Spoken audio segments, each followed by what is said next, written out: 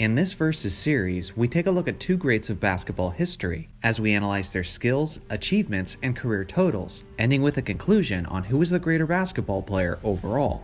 Today, our matchup is the man known for his magic on the court, Earvin Johnson, versus Larry legend, Larry Bird. Both legends spent the entirety of their career with one of the most prestigious franchises of NBA history.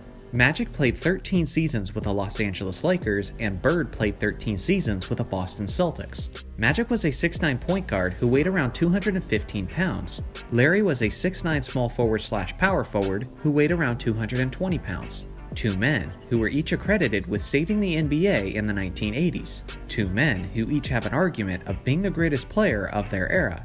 We'll compare these two greats with 5 major categories, which sometimes vary in categories depending on positions and play styles. In this video, for these two icons of basketball, the categories are scoring, facilitating, rebounding, defense, and accolades. First off, scoring. Magic Johnson was a much better scorer than people typically give him credit for, especially when you consider how he's one out of only 2 players to average over 10 assists per game for his career. Despite the fact that his number one priority was usually to get his teammates going, he still managed to consistently get his, as he averaged 19.5 points per game over the course of his career. He was a great finisher around the rim, and he managed to get himself more clean looks than most, since the defense always had to be on their heels because of his ability to find the open man. This led him to be extremely efficient throughout his career, as he shot 52% from the field over his 13 seasons, which is almost unheard of by point guard standards. He also was a tremendous free throw shooter, hitting 84.8% of his attempts over his career, and even led the league in overall free throw percentage in 1989.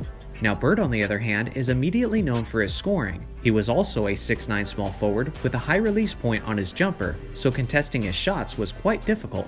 With his fantastic footwork, his underrated handles, his finesse around the basket, and lethal perimeter shooting, he averaged 24.3 points over the course of his career. He never led the league in scoring, but unlike Magic, he was right around the top of the list on several occasions. As far as perimeter scorers go, Bird has an argument for being the most efficient scorer in NBA history.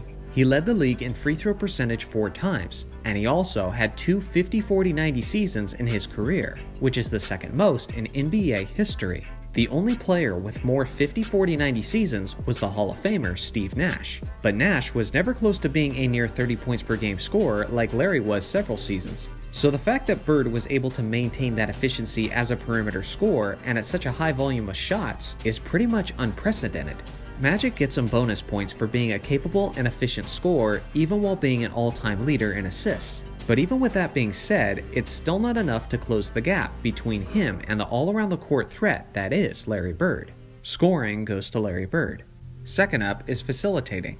Now, I alluded to this in the previous topic, but Magic is arguably and probably considered by most as the greatest passer of all time.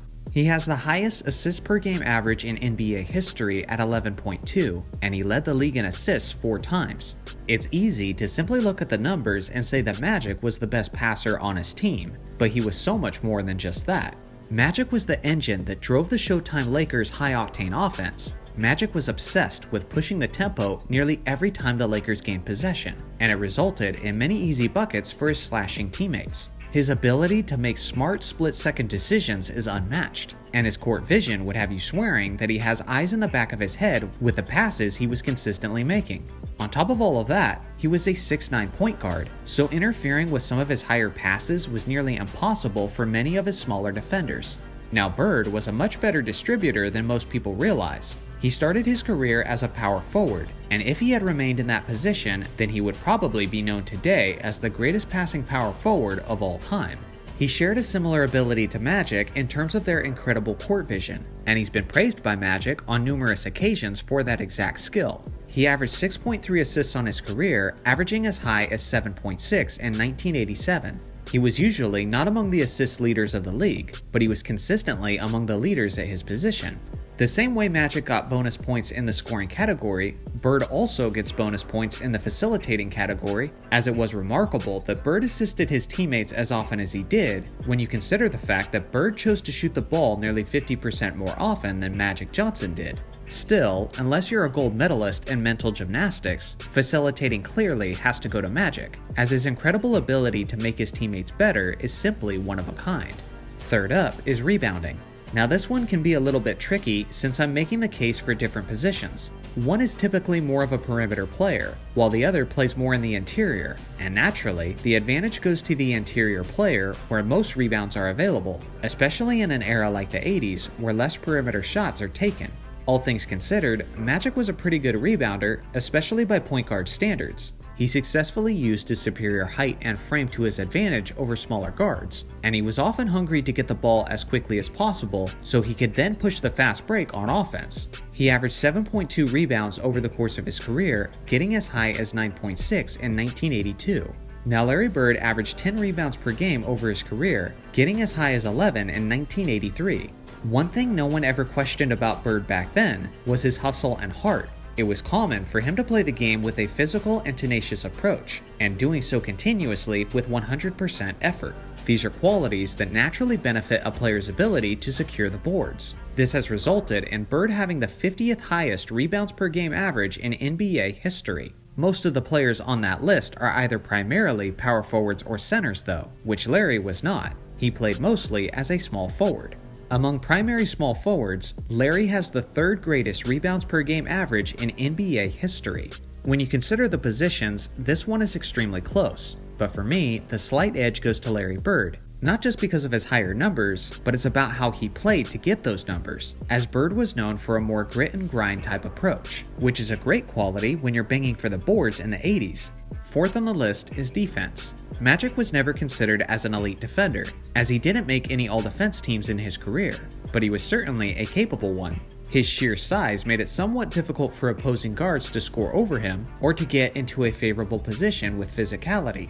Magic had a high top speed that he always used on offense, but his lateral movement wasn't the quickest on defense, which made it sometimes difficult for him to stay in front of the quicker, smaller guards. His hands were decently quick, and he was pretty good at jumping the passing lanes, which resulted in him leading the league in steals twice, including the 1981 season where he averaged an incredibly strong 3.4 steals per game. He also averaged 1.9 steals over the course of his career, although he didn't have a strong vertical leap and was never a good shot blocker, as he only averaged 0.4 blocks over his career and never averaged at least one per game in a season, which is pretty surprising considering his height and length advantage over almost every opposing guard.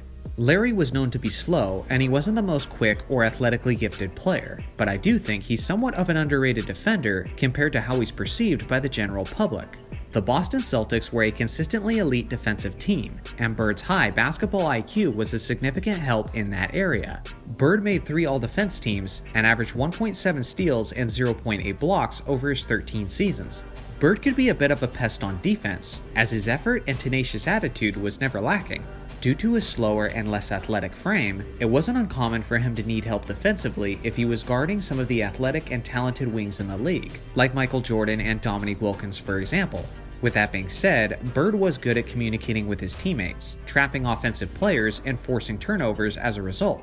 This one is somewhat close, but at the end of the day, Bird has the slightly better individual defensive numbers, he's the more accomplished defensive player, and he was the team leader of the consistently better defensive team throughout the decade. Defense goes to Larry Bird. Last on the list of categories is accolades, and both of these legends had a ton of them. Magic Johnson won 5 NBA championships, 3 Finals MVPs, and he won 3 League MVPs. He made 12 All-Star teams and 10 All-NBA teams. He was a 4-time assist champion and a 2-time steals champion. In his 13 seasons, he averaged 19.5 points, 7.2 rebounds, 11.2 assists, 1.9 steals, and 0.4 blocks on 61 true shooting percentage. Larry Bird won 3 NBA championships, 2 Finals MVPs, and 3 League MVPs. He made 12 All-Star teams, 10 All-NBA teams, and 3 All-Defense teams. He was also the 1980 Rookie of the Year and was a 2-time 50-40-90 player. In his 13 seasons, he averaged 24.3 points, 10 rebounds, 6.3 assists, 1.7 steals, and 0.8 blocks on 56.4 true shooting percentage. Based on this list, I think Magic has the slight advantage on accolades. Now, as far as how these players compare as a whole, as usual, it's extremely close. And the only reason I'm picking between these two is because I have to for the sake of the series. But for myself personally, Larry Bird is the more complete player and ranks higher on my all-time list. I think most of the time, people rank Magic slightly higher because of his edge in championships over Bird. But you have to also consider that basketball is a team sport, and although both legends were blessed with a tremendous supporting cast, also keep in mind that the East was definitely the stronger conference throughout the 80s, which meant it was even more difficult for the Celtics to get to the NBA Finals in the first place. Although I do think Bird is the slightly better and more complete individual player, I do think there is a strong argument for Magic. But I think that argument goes beyond the stat sheet, and leans more into the narrative that no one has ever made their teammates better than Magic Johnson did. Which is probably true, and if that's enough for him to be your choice, then I respect that. Let me know in the comments section who's higher on your list, Magic Johnson or Larry Bird.